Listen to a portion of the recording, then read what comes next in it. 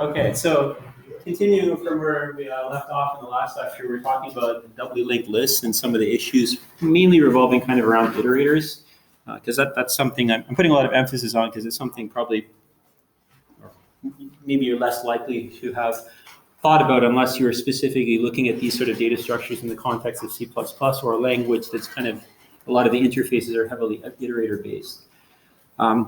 So what we wanted to try to do, kind of building on what we were looking at in the last lecture, is how we can try to address the problem that the particular variant of the doubly linked list that we looked at in the last lecture, it did not facilitate an efficient iterator implementation in the sense that it required at least 2 pointers rather than just a single pointer, which would be a little bit more ideal. So what we're going to do here is do something very similar to what we did in the case of singly linked lists to try to address this particular issue. We're going to introduce what's called a Sentinel node. Basically, it's analogous to the dummy node that we had in the case of the singly linked list. It doesn't actually store any data, but it exists to basically address some of the problems that we are faced with in terms of iterators. So what did I want to say here? Basically, well, maybe it's probably best to explain in terms of a picture. So what we're going to do here is we're going to create a dummy node, a Sentinel node as it's called, which doesn't store any data. So we're going to use inheritance. We have a base class, a node base class, if I back up to the previous slide, which contains the next and previous pointers for our doubly linked list. And then the actual node that stores the user data, it inherits from the base class. So it gets the next and previous pointers by inheritance, and also has this element data. So this dummy node, the Sentinel node that we're having here, it's just the base class. So it doesn't have any user data, which we wouldn't want it to have because there's no way the user can ever access that data anyway. The whole point of this dummy node is not to store data, but to exist for other reasons, for example, to help us with iterators and so on. And then as you can see, the nodes here, we have, again, the dotted line here is just sort of showing inheritance. So the base class is the next and previous, and an element is coming from inheritance. And then what we have here is the kind of two cases of interest in terms of how the iterator is represented. So we have a single pointer for the iterator, unlike before. Only have a single pointer in terms of the state for an iterator. In the case that the iterator actually refers to an element in the list, as you can see here, the node simply points to this pointer here, node underscore, this data member, it just points to the particular node that contains the element that the iterator is referring to. So this is just going to point to this node here if we want to refer to this element. In the case of an iterator which refers to the end position, in other words, one past the end, what we do here is we have this node pointer point to this dummy node, this Sentinel node as it's called. So if you follow this arrow here all the way around, it eventually ends up over here. It's pointing to this Sentinel node. So basically, we're using the Sentinel node as a way to indicate the end position. So now we actually have a node, like a chunk of memory that we can point at and refer to designate the end position. And this essentially avoids the sort of problems that we had in the previous implementation of doubly linked list that we looked at before, where we were using Sentinel node, but then we were required to use 2 pointers for state in the iterators because of the fact there was no end node that we could refer to in the previous sort of picture. Anyway. Other than that, things are very similar or analogous to the singly linked list case. I'm just going to back up here and see if there's anything else that I wanted to mention. Oh yeah, another thing that I wanted to comment on in terms of this picture here. Essentially what we're doing here is we're turning the doubly linked list into a circular doubly linked list in terms of the structure that we have here. So the node pointers, we have a next and previous pointer. So next obviously points to the next node in the list. The previous pointer points to the previous node. If there is no previous node because the element is at the beginning of the list, like what we have here, the previous node points to the dummy node, the Sentinel node as it's called. And similarly, at the end of the list here, the next pointer points also to the Sentinel node. So effectively, if you kind of follow the next pointers along, like we, for example, starting here, we go to the next, and then we go back around to the beginning, next. It's actually a circular list. And similarly with the previous links, if you follow them, they form a circle. So effectively what we've done is we've turned the doubly linked list into a circular doubly linked list. But the user doesn't see the fact it's circular. It's because we've inserted the Sentinel node and it's effectively made things circular. But the reason why the circular linked list is kind of property is nice, if you've implemented both, like a doubly linked list that's not circular and one that is, Circular ones, it's easier to write the code for, because when you're writing a code for a doubly linked list, there's a lot of special cases, like what if I'm inserting or removing at the end of the list, at the beginning of the list? Things look different depending on whether at the beginning or the end of the middle. A circular list is nice because it looks the same everywhere. There is no beginning, there is no end. No matter where I am in the list, everything looks the same. So often the code will be simpler for a circular doubly linked list, because you don't need the checks to see, like, am I at the beginning, am I at the end? Everything just looks the same. So in addition to the fact that we've got more efficient iterators, most likely if you look at the actual code that's generated, it's more likely that the code itself will be more efficient. There'll be less ifs and things in the code. So you probably get not just a benefit in terms of memory savings, but also probably in terms of the cost of various different operations for the list as well. Anyway, I think that's all I really want to say about that. Just some remarks to kind of summarize. So the advantages and disadvantages of this particular scheme is similar to the case of the classic doubly linked list, except for the fact we've changed some things. So there's no memory cost. Actually, sorry, I should back up and show one other thing here. There's no memory cost for what we've done. So essentially what we've got is all these benefits, but sort of for free, because this is what we have now. This is our improved version of the doubly linked list. If I back up to what we were talking about in the last lecture, in the list data structure itself, we had a pointer to a node, another pointer to a node, and a size, so 2 pointers and a size. And this is essentially what we have here. We have 2 pointers, 2 nodes, and a size. So it didn't cost us anything. This is the nice thing. We kind of got the best of both worlds. We got possibly more efficient implementation of inserting and removing, because we get rid of the needs for ifs and so on, because the list is circular. We only have a single pointer for state and iterators, and all this kind of came for free. It didn't cost us any more memory in terms of the actual data structure itself. And I talked about eliminating special cases.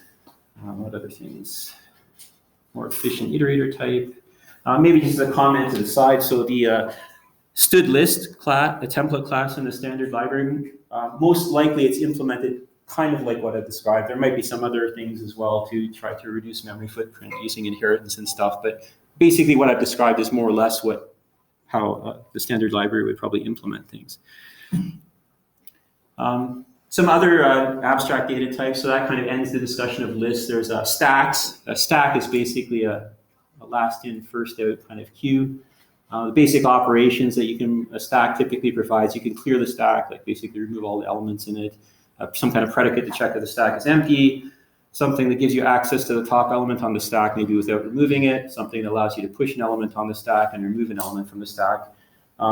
If you try to put something on the stack and there's no space for it, this is what we call stack overflow. This is typically a bad sort of thing, at least when it's the runtime stack, like where you're saving your program counter and local variables and so on. Stack underflow is when we try to pop something off the stack and there's nothing there, which is typically some kind of programming error. Some examples of ADTs are a stood stack in the standard library, and in the Boost library, there's, for example, a lock-free stack, if you're familiar with lock-free data structures and so on for concurrent programming. Anyway, so that's a stack ADT. In terms of how to implement a stack, we can implement it in terms of an array-based implementation, which is shown in terms of the picture here. So this is basically just our array-based list that we had before. The picture is more or less the same. It's just the semantics of how we're interpreting it is a little bit different. We're treating it as a stack, but it's the same basic sort of idea. So start is pointing to the start of the storage, end is pointing to one past the end of the storage that's been allocated, and pointer is pointing one past. This is basically the top of the stack here, and it's pointing one past the top of the stack. So if we want to access the element at the top of the stack, it's at pointer -1. One before this one. Anyway, so nothing really too interesting there. We can maybe just a few comments about this array-based implementation. Again, this is mainly just to kind of emphasize, because it is quite important, but I realize it's getting a little bit repetitive perhaps, which is why I'm kind of covering a little bit more quickly. But I mean, the advantage of this data structure, the array-based stack, is that elements are stored contiguously in memory, so there can be advantages in terms of caching. There's no per element storage cost. So unlike a node-based data structure where you have overhead for next and previous pointers or something like that, here you're just storing the actual data itself. So it's more memory efficient. The disadvantages is that If the capacity of the stack is exceeded, assuming that the stack can grow kind of unbounded, then you need to allocate a new bigger chunk of memory, copy the data over, get rid of the old stuff. This reallocation and copying takes a lot of time, so it's quite inefficient. And for example, you can't guarantee a constant time push operation if you allow the stack to be growable, because you'll eventually hit a size where there's no space. In order to push something onto the stack, you need to allocate a new bigger chunk of memory, copy elements to the new buffer, delete the old buffer. This is going to be a linear time operation. Also, too, anytime you do this array reallocation, like you have to relocate where the stuff in the container is stored by copying to a new larger array. So you run into the problem that references, iterators, things start to get invalidated because you just basically ripped out all the stuff that was in the container, moved it somewhere else, and the users that have references and iterators that refer to that data, they have no idea you just ripped it out and moved it somewhere else in memory. They have all these iterators and pointers referring to this stuff, which can cause problems. Then we can implement a stack using a node-based representation. So this is basically like something like a singly linked list, for example, might be what you would use. So is there anything really I wanted to say about this? And like all the comments that we made back when we talked about singly linked lists can be applied here. Like if you wanted to provide an iterator interface, how might you organize the data structure so that this can be done efficiently? For stack, maybe it's less likely you'd want an iterator interface, because typically with a stack, everything is kind of focused on what's at the top of the stack. You don't really care about iterating over elements that are deeper in the stack. So maybe some of the comments about iterators wouldn't apply here. In terms of node-based implementation of a stack, there's no capacity exceeded problem like you have in the array case. If you're storing elements in an array, then eventually you reach a point where the array doesn't have space capacity to handle new elements to be added to the container. This can't happen with a node-based data structure because there is no such array. Because of this, you can perform push operations to push onto the stack in constant time in the worst case, because in the worst, basically you're just going to have the overhead of allocating a chunk of memory for a node and then writing stuff into the node to initialize it and adjusting a few links, which is basically a constant time operation. You don't have to worry about allocating an array and then copying data from one array to the other, which is something that's going to be a linear time operation. Element references are stable. This is often like a big selling point of node-based data structures. The fact that typically with node-based data structures, when you create a node to hold some data, it stays at the place where it was created until it dies, which is nice because it means if you don't move it around, then if you have iterators or references or pointers that are referring to the data in that node, you don't have to worry about them getting invalidated. So this is a trend that you kind of see throughout this discussion. This can be a big selling point, and sometimes it's the main reason why you might gravitate towards a node-based representation, is that you want to make sure that iterators or references or pointers are stable and they're not, things are not going to get moved around. The downside, as with any node-based data structures, the elements are not necessarily contiguous in memory. Well, probably they're not going to be contiguous in memory. You have per element storage overhead. You have pointers which are linking the data structure together, which are not actually the payload of data that you want to store in the container, but you need them in order for the container to do its job. And relative to the array-based implementation, you need more space because of the fact there's the pointers and so on. And also when you're allocating nodes, because of the way that the memory allocator works, there's probably also overhead for that as well. And then Queue ADT. So again, I'm just kind of going through this fairly quickly because a lot of you are probably familiar, at least on a basic level, with these sort of data types. A queue basically is a first in, first out kind of thing. First thing you put into the queue is the first thing that comes out. Elements are removed from the front of the queue, or sometimes called the head, and inserted at the back or tail end of the queue. Typically, you have similar sort of operations as what we had for some of the other containers. Like all of them pretty much have something where you can clear the container, check if it's empty. We have an element, an operation that we can access the element that's at the front of the queue, maybe without removing it. We can queue an element, remove an element from the queue by dequeuing it. Some examples of realizations of this type of data structure, this would be like std_queue, which is a container adapter in the standard library, or Boost also has like a lock-free version of a queue, for example. In the standard library, there's also something called a well, depending on how you pronounce it. Some people pronounce it DEQ, some people maybe double-ended queue, but it's spelled DE and then QUE. It stands for double-ended queue. It's basically a queue, which is kind of like this, except it allows efficient insertions and removal at both ends of the queue. As opposed to this case, you're inserting at one end, removing from the other. And only that can be guaranteed to be done efficiently. And there's various different ways that we can implement queues. We can implement a queue using an array-based implementation. So this is for like a bounded queue. So a queue where the maximum size of the queue is known in advance. So at the beginning, we can allocate the amount of memory that can hold all the elements, the maximum number of elements that you might put into the queue.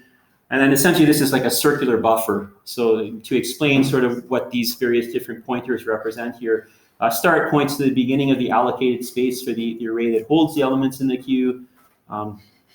End points to the one past the allocated chunk of memory. Head points to the first element in the queue. So in this particular queue, the elements, the slots in the queue that are actually in use are the ones that are in white, like x0 through to xn-1. So there's n elements that are actually in the queue. And then the shaded slots are ones that are not in use. And the basic idea is we have a pointer to the very first element that's in use. We have a pointer that's one past the end of the last element that's in use. So the last element is here, and then one past it is where this pointer called tail underscore is pointing. And we also have a count of how many elements are in the queue. The reason for this is if the queue is full, we won't be able to distinguish a full queue from an empty queue without this count. Anyway, so this is a basic idea here, and it's a circular kind of thing. So as we add more elements, they get added down here. They get added down here. Eventually, we reach a point where there's no more space, and then we wrap around to the top here. So it just keeps treating it as one big circular buffer, essentially. We're removing things from the head and adding things at the tail. And they wrap around. These pointers, head and tail pointers, wrap around when they hit the end. So this is kind of a very good strategy often if you have like a bounded buffer where you can use a circular type queue like this. I don't want to say much about this. So some of the advantages of this sort of strategy, all the elements are stored contiguously in memory. So this is cache friendly. Well, maybe I should qualify this. I mean, you have like two contiguous chunks because it's circular. So you could have like a chunk that's used at the beginning and a bit of a hole and a chunk at the end. But everything is within that allocated storage for the array. And at most, it's like two contiguous areas, which are all contained in one bigger contiguous area. You can insert and remove in constant time. You can access the front element in the queue in constant time. The disadvantage is the queue has to be a bounded size, at least for the particular scenario that we're describing. If you relax the restriction of bounded size, then other issues start to crop up because then you might not have enough space when you go to add something to the queue. So then you have to allocate a bigger array, move the stuff over to the new array, delete the old array, and then you're into all the problems about, well, this is costly to do in terms of computation time. Also, you're going to invalidate iterators, references, pointers, and so on, and this could cause other problems. So, it maybe be nice if we didn't have to do this. So that's an array implementation. I'll maybe just very quickly comment on this arrays implementation of a queue, and this I'm maybe just going to explain in terms of a picture. Now, I'm only going to kind of briefly explain this because it's not worth going into like full detail of how it works, but just give you kind of a basic idea. The basic idea here is that we're always going to allocate what are called blocks, like chunks that are the same size. In this particular diagram, each block can hold 4 elements in the queue. So there's space for like 1, 2, 3, 4. They may not all be in use, but we're always allocating space for like 4 at a time in this case. The number that you kind of group together in a block would typically depend on the size of the elements that you're putting into the blocks. If they're very large, then there'd be fewer of them. If they're very small, there'd be more of them. But the basic idea is that the block size is some kind of fixed thing. And then because we have the data kind of divided over a number of different blocks that's stored in the queue, there needs to be some way to kind of aggregate together and track where all these blocks are. And this is what's performed by this thing called a map. And basically what this is a list of pointers that point to the different blocks in the order that they appear. And this is treated kind of like a big circular list here, this thing. So we keep adding new blocks to the end, and then we can kind of wrap around. If we have too many blocks, more than what there's space for in the map, then we have to allocate a new bigger map, copy the pointers from the old map into the new map, and then delete the old map. So because of this, there's some problems with respect to iterators can get invalidated with this sort of data structure when you're doing operations. But one nice thing is that once you put something into the queue, like for example, once x0 gets put into the queue, it never moves for its entire lifetime in the queue. So for this reason, any references or pointers to elements in the queue would be guaranteed to be stable. Like as long as you don't delete the element from the queue, you know that it's going to stay at the same place in memory, which can be advantageous. However, it turns out that this particular data structure doesn't make the same guarantee for iterators, because if you have to reallocate this block, this map here, make a bigger version of the map, because now you have more blocks, more than you can fit in the map, once you do this, the iterators, because of the way they'd be implemented, if you look at it in detail, the iterators will also have to refer to this map. But if the map might get ripped out and move somewhere else secretly behind the iterator's back, this would invalidate the iterator. So this particular container is kind of a good one to look at in the sense that it's one of these containers that's kind of more rare, which is that it guarantees stability of references to elements in the container. In other words, you're guaranteed the elements in the container never move around. Like, so therefore, any pointers or references to them will continue to be valid for the lifetime of that thing being in the container. However, it doesn't make the same guarantee for iterators. I mean, typically these things tend to go hand in hand, like containers that guarantee both iterators and references are stable, or they're not. But this one kind of, it's one but not the other sort of thing. Anyway, but don't worry too much about this if you don't really understand. I don't expect you to kind of go, oh, I understand in full detail based on what he said. That's not the point of what I was trying to describe. I'm just trying to give you kind of a little bit of a general sense of how this works, but not in a lot of detail. Mm-hmm.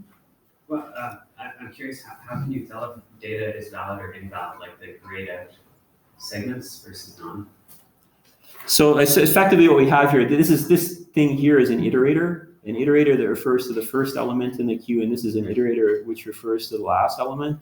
So essentially everything between the start and end is in the container. It's like valid data in the container, to kind of make a long story short, without going into the details of like why we need the specific state that's listed here in the iterator. But it turns out that's the significance of these start and finish data members in the diagram. They're effectively the way that you implement iterators.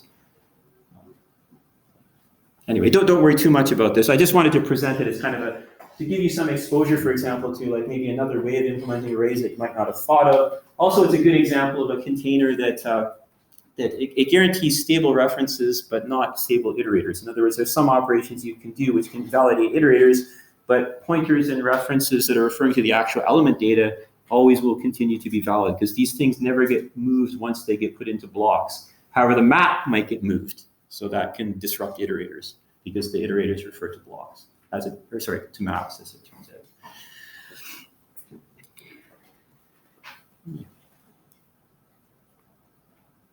And I believe that some implementations of, this is a double-ended queue in the standard library, DQ, that's at the bottom of the slide here. I believe that some implementations actually implement DQ using a data structure, sort of like what I was describing. We can also implement a queue with a node-based sort of data structure. Essentially with a queue, really what we have is probably something like a doubly-linked list, probably. So like all of the comments that I made before about doubly-linked lists apply here. In the particular picture I'm showing sort of the less optimal way to implement the doubly-linked list, where we have iterators that have 2 pointers for state. But of course, we could have used an implementation that only has 1 pointer, like what we described using Sentinel nodes and so on. Anyway. But I don't want to belabor the point, because this is basically just another doubly-linked list. It's just a matter of semantics, how you're interpreting really what the thing is actually doing. Anyway, so that's all I'm going to say in terms of linear data structures. I want to talk just quickly about trees,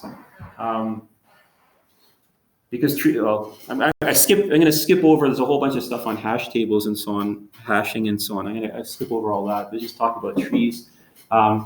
So trees, I think probably everyone's familiar with some basic level about trees. So trees, they kind of follow terminology that's similar to family trees, like in genealogy. So you have like a node A, for example. This is the root of the tree. This has 3 children, B, C, D, because they kind of fit in the positions where if this was a family tree, that's where the children would be. And like B has a parent, which is A, because it appears in the position sort of above. So it kind of follows the same sort of terminology as you have with family trees. So even if you're not familiar with this, as long as you're familiar with genealogy and family trees, this sort of makes sense. And then siblings are nodes that have the same parent. So like B, C, and D are siblings because they all have the same parent A. So that's the basic kind of terminology for trees that's necessary from the point of view of this course. This slide, we don't really need any of the terminology here. In terms of some other basic tree terminology, we have like internal nodes and external nodes, which are sometimes called leaf nodes. So internal nodes are just nodes that have at least 1 child. External nodes are nodes that don't have any children. So for example, F is a leaf node or internal node. Typically, I tend to say leaf node, but they mean the same thing. Sorry, did I say internal? This is an external node. And then this would be an example of an internal node B because it has at least 1 child. So, and yeah, I guess that's really all I need to say there. And just a little bit more tree terminology. So the height of a node in a tree is the length of the longest path from the node to any leaf. So like basically you're measuring, like we want the height of this node, you're measuring like how far it is to get to the furthest leaf. And basically counting hops along the links that you follow. So the height of a tree is just the height of the node that has the largest height of overall nodes in the tree. So we can talk about the height of a tree and the height of a node in a tree. And I think that's probably all I need in terms of terminology from this slide. And binary trees, again, I'm just going through this pretty quickly because I think probably a lot of data structures is one of the probably most people are very familiar with. Binary tree is just a tree where you have like at most 2 children for each node. And we sometimes talk about the left and right subtree. So for example, this node here, it has a left subtree, which is basically the tree starting with the child below it and everything below. And the let's say right subtree. It might be left-right challenge. Anyway, this is a left subtree B here. And then the right subtree would be the tree that's rooted at C, basically this portion down here. So just a little bit more terminology. We can talk about perfect and complete trees. A perfect tree is a tree where all the nodes kind of have the maximum number of children, except the leaf nodes, which obviously don't have any children. So something like this is a perfect tree. A complete tree is a tree that's perfect, but we kind of remove some of the elements from the right side of the tree at the bottom level. A perfect tree is complete, but a complete tree is not necessarily perfect. And then we have balanced binary trees. Trees could be like perfectly balanced, strictly balanced, or height balanced. And sometimes there's a little bit of disagreement about what some of these terms mean, or a little bit open to interpretation. But what I mean here, perfectly balanced is just a tree which looks something like what's shown here. Strictly balanced is a tree that basically is just missing some of the leaf nodes of a perfectly balanced tree. This is basically kind of like a complete tree. And height balance is a tree where all of the nodes in the tree, the height of the left and right subchild only differ by at most 1. So basically the idea here is that as you kind of proceed from left to right here, things are getting kind of more and more, or maybe say it the other way around, less and less restrictive in terms of how the tree can look. And there's some advantages and disadvantages to when you're using them for certain things like searching and so on. It would be a binary tree. Do I want to say anything about this? Maybe just kind of quickly, like in terms of a picture, the way a tree would typically be implemented, like the tree container itself, you have a pointer to the root node and then maybe a count of how many elements are in the tree, so that you don't have to walk the tree to figure out how many elements are there in constant time. You can just return the value that's specified here. You have a pointer to your root node, and then each node would have a pointer to the left child, the right child, and then some element data that's storing this. I'm presuming this is some kind of tree-based container. So nothing really too exciting here. And just like the trade-offs that you have between node-based and array-based kind of representations, with node-based representations, we have like a bit of overhead for each element that's stored in the container. There's a pointer to a parent, a pointer to a left child, a pointer to the right child. And then there's just, this is the only thing really that the user cares about, is the element of data that they're actually storing. So if the element is small, so like if this data member here, LM, which is corresponding to the user data that's being stored in the container is small, like it's a char, for example, the overhead of all the other stuff in the node could dominate the memory cost. Like if this is just a char, these pointers here, maybe on a 64-bit machine, they're maybe 8 bytes each or something like this. So you have 8 bytes plus 8 bytes plus 8 bytes just to store 1 byte of data. So sometimes the overhead of like the per element cost of storing stuff in a container sometimes can be very significant, particularly when the actual data that you're storing is very small, because then percentage-wise, the cost of the state that's required by the container to maintain itself, like these pointers here, becomes very large compared to the actual data that the user is storing in the container. I think that's all I'll say about that. And just like with most types of data structures, you can also have an array-based tree, where you're storing the elements of the tree in an array. Typically, this is only used for complete trees or trees that are very close to complete. But what you can do is you can produce a formula of something typically which would look something like this, where based on the position in the array, this will imply that a particular element is either a left or right child of a particular node. So you lay things out in the array using a pattern which is consistent with these formulas here. And based on the index, you can determine what the position in the tree, what position in the tree the particular element would correspond to. So for example, essentially what this does, this particular numbering strategy, it numbers things from top to bottom, left to right. So this is an example of a tree that, well, basically it's like a complete tree, except you've kind of chopped off the elements that would appear over here at the last level. And you're just numbering them top to bottom, like 0, 1, 2, and then 3, 4, 5, 6 across this level, and then 7, 8, 9, if there were more ones, they would number across here. This is essentially what these formulas here correspond to. And the advantage of doing things in this way is that if you do things in this way, you don't need any memory overhead for pointers to the parent, to the children, and so on, because this is all implied by where things are stored in the array. So it's more memory efficient, but the downside is, first of all, it only works well when the tree is kind of following this sort of pattern here. Basically, it's almost full, like almost all the nodes are there, except some nodes are missing at the very bottom level on the right-hand side. Other than that, this can't really be made to work very well, because then you need to store state, because then you can have elements that are missing essentially, and then you have to somehow track that, and it becomes, you lose a lot of the benefit of efficiency. Anyway, so this is an array-based implementation. I didn't actually show the array, but conceptually you're storing the elements at the positions that are indicated here using the indexes that are given for the indexes in the array. And do I want to say anything about this? I think I don't need to say anything about that.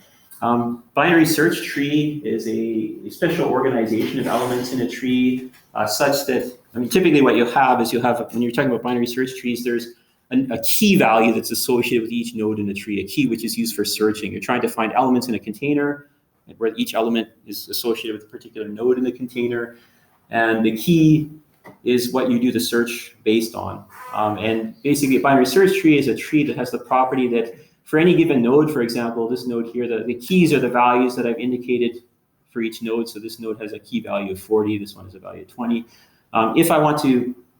If this tree has the binary search tree property, what this is saying is that all of the keys of elements that are down the left branch, the left child and below, the left subtree, they all have key values that are strictly less than this key value here. And everything down the right branch has key values that are greater or equal to the one here. So for example, all of these elements here, you can see they all have key values that's strictly less than 40. And all the elements down this right subtree here, they all have key values that are greater or equal to 40. And the benefit of this is when you're searching, for a lot of you, this is going to be painfully obvious in review.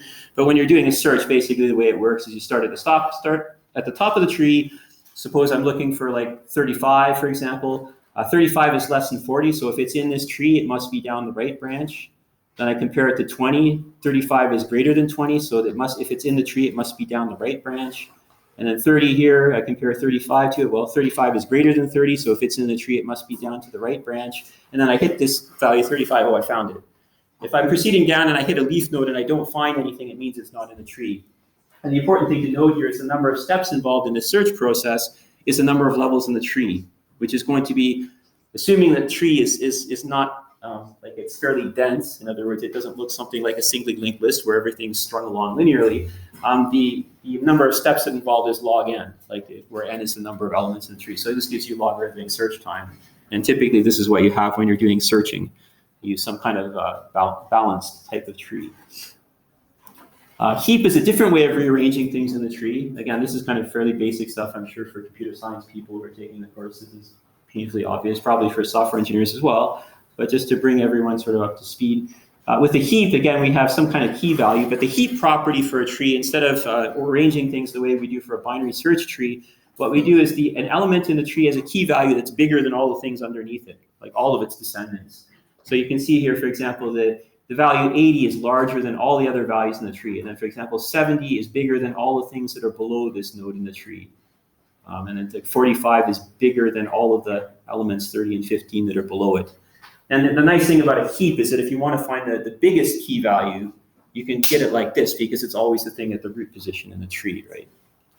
So it's useful, for example, for priority queues where you want to pull off the thing with the very highest priority. In constant time, you can find the thing with the highest priority because it's always at the root of the tree. And then the last little bit of the stuff on data structures is just talking about set and multi-set, I guess. So sets and multi-sets are basically containers that, well, I'll start with set. A set is a container that stores a collection of unique values. The only difference between set and multi-set is whether the values are allowed to be non-unique, whether you can have duplicates of entries. So a set, you have a collection of elements that are all unique in value. Typically, the sort of operations that are provided, you can clear the container, query whether it's empty, you can query how many elements are in the container, you can insert an element, remove an element, and also find an element, where typically this would be a logarithmic log time operation, because the set is probably implemented using some kind of balanced binary search tree. Then we have a multi-set. The only difference between set and multi-set is that the values that you put into a multi-set can be duplicated. So, for example, if you have a set of ints, set of integer values, you can only put the value 45 into the set once. After that, I will just say you can't add it, it's already there. Whereas a multi-set, you can put the value 45, if set of ints, you can put 45 into the set as many times as you like. You can have repeated entries. And for certain applications, you may want duplicated entries, other ones you may want to forbid it for various reasons. And I've listed some examples of sets and multi-sets that appear in both the standard library and Boost. There's a bunch of them. The ones with unordered from the standard library, unordered set, unordered multi-set are implemented most likely in terms of hash tables. Set and multi-set most typically are implemented using red-black trees, although they could probably use AVL trees as well. I think most standard library implementations use red-black trees, though. Anyway, for those of you who might be familiar with those things, if not, don't worry about it. They're just types of balanced trees. Maps and multi-maps, these are kind of like sets, except in addition to having a key, you also have a value that goes along with it. Sometimes this is referred to as an associative array. So essentially what you have in the container are pairs of keys and values. Keys are what you use to look things up. They're like the indexes in your associative array, but the indexes don't have to be integers like a plain regular array. It can be anything that you want, hence the name associative. And then the values are the things that you get back when you look up the entries in the array. And of course, you can do a lot of the standard sorts of things with containers. You can clear the container, you can check if it's empty, you query the size, insert, remove, find elements, where find typically would be a logarithmic time. It would be a quite efficient operation. Or with hash tables, it could be like a constant time if your hashing function is working well. And then multi-map is similar to map, but the only difference is that the keys don't have to be unique. So you have like set, multi-set, map, multi-map. The multi thing is just whether or not the keys have to be unique or not. And then I've listed some examples of various different keys. These are standard library, map, multi-map. Typically, we have red-black trees, unordered map, unordered multi-map, or hash table kind of implementations. The difference between ordered and unordered containers is whether there's a well-defined ordering to elements in them. If you're, for example, if you're iterating over them, if the container is ordered, you can expect to visit things in a very well-defined order, typically sorted by key, for example, key order. If things are unordered, it's just kind of whatever. You iterate over them, you visit them in whatever order is convenient for the container, if it provides the functionality at all. And I think that's all I want to say for that. Priority queues. I kind of alluded to this. Heaps are typically used for priority queues, where basically priority queues often are implemented in terms of a tree, and then you organize the tree in a heap so that the key value that you're using for the tree is the priority of the element. And because a heap is sorted such that the largest key value is always at the root node, if you're trying to do like a common operation priority queues, you're pulling off the highest priority item from the queue, so you want to be able to get to it very quickly. It's always stored at the root node, so this is very efficient. Maybe the only other thing I want to say with respect to priority queues, so for example, you can query what's at the front of the priority queue, which is always going to be the root node. It's the thing with the highest priority. You can insert and remove elements in the priority queue. You can also maybe update the priority. There's something already in the queue. You want to change its priority. Some priority queues allow this. Maybe one thing I want to point out, though, because this might show up in some other things later in the course, whenever you have sorting, because implicitly there's a sorting happening with the priority queue. It's implicitly sorting things in priority order. You can talk about a stable sort versus a sort that's not stable. Do people know what I mean when I talk about like a stable sort? Stable sorting? Okay, some people say no. But all it means is like when you're sorting things, sometimes you hit the case where some elements are duplicated. So I'm sorting a list of numbers. What happens if the number 45 appears 3 times?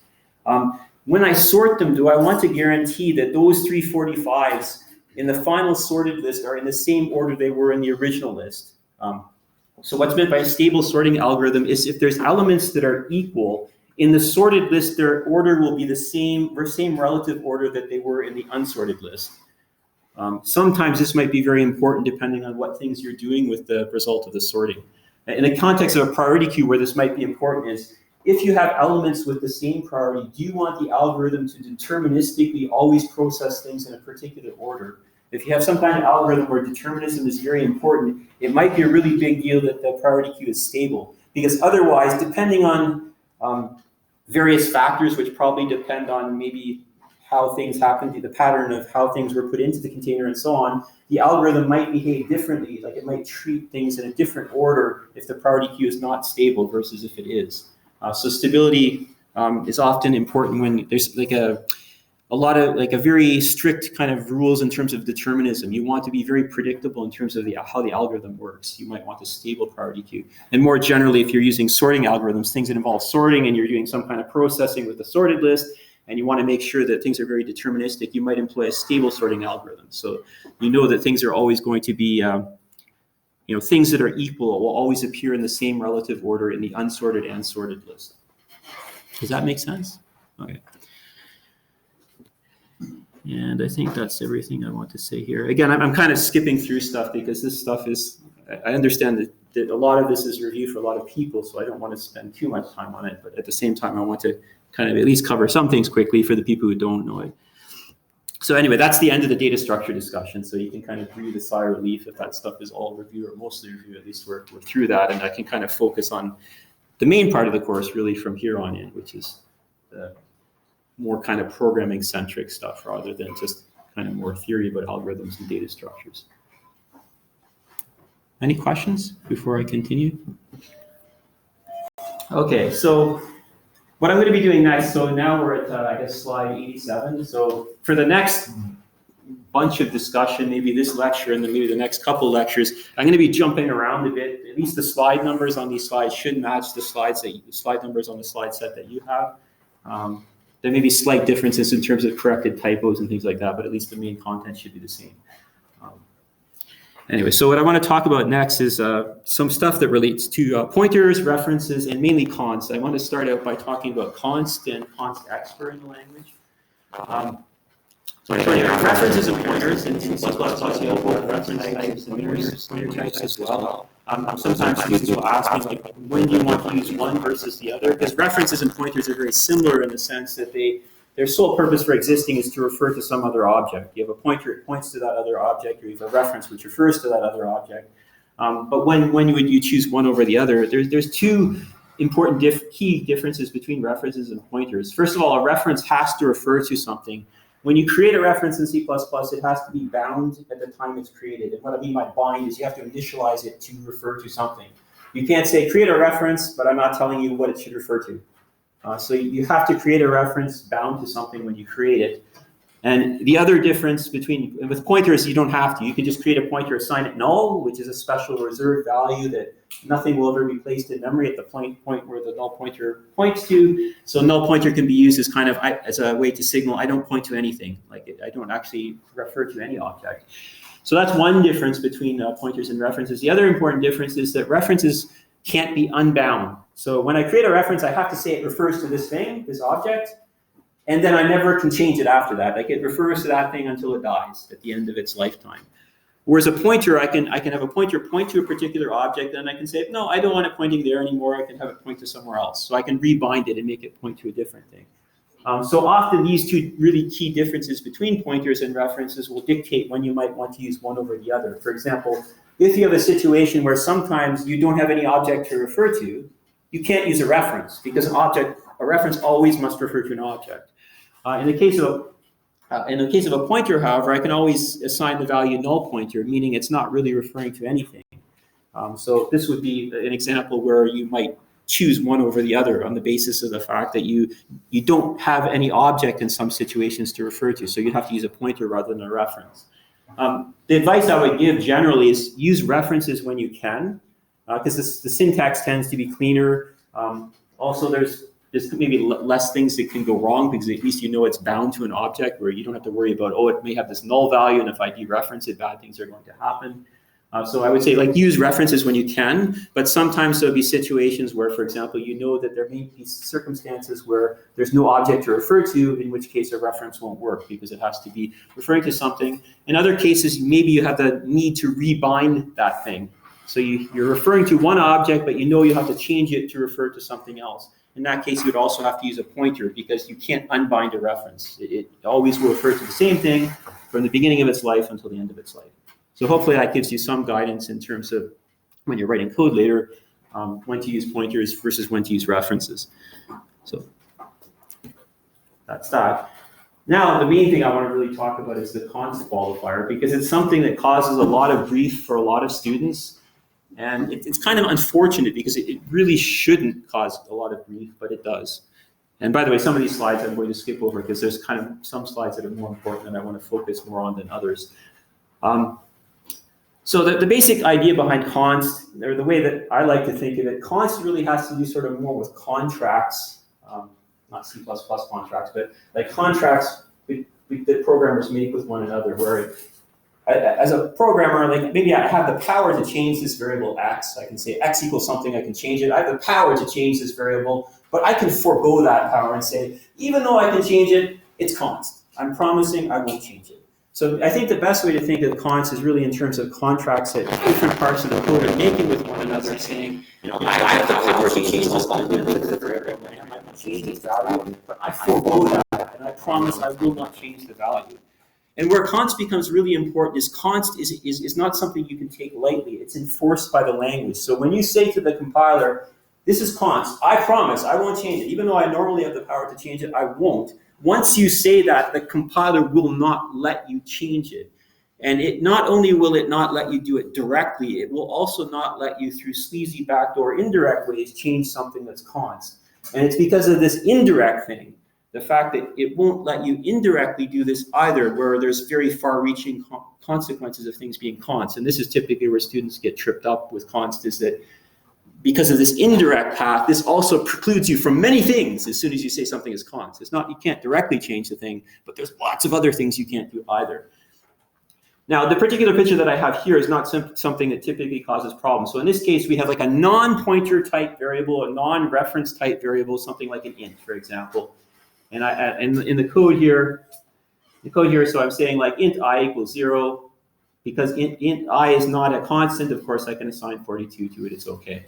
But if I create a const int called ci, ci is a type which is constant. I'm making the promise that I will never change this variable ci.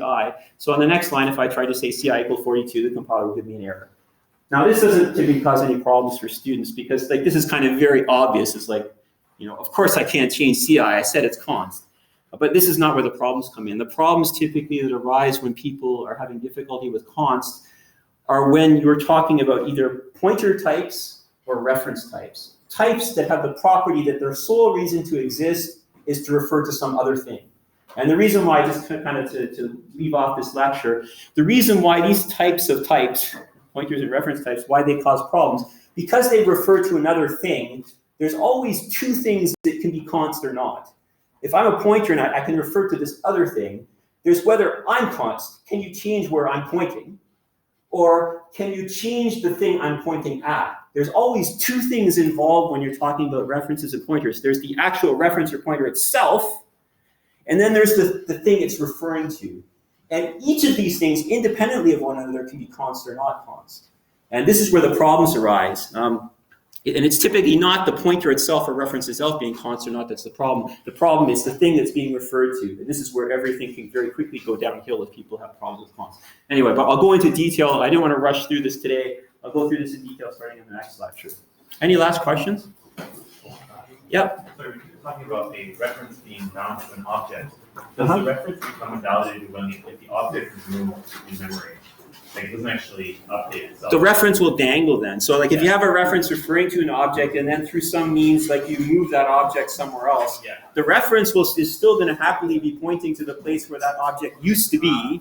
and bad things will happen. So it's not like a design where it actually will point to an object. Here's the point in memory, it's just you can't change it after. Like the reference is dumb, like it has a way to know it's secretly behind its back, the thing that it's right somewhere else. So it just happens, it keeps pointing to the same place in memory. Yeah, that's what I thought.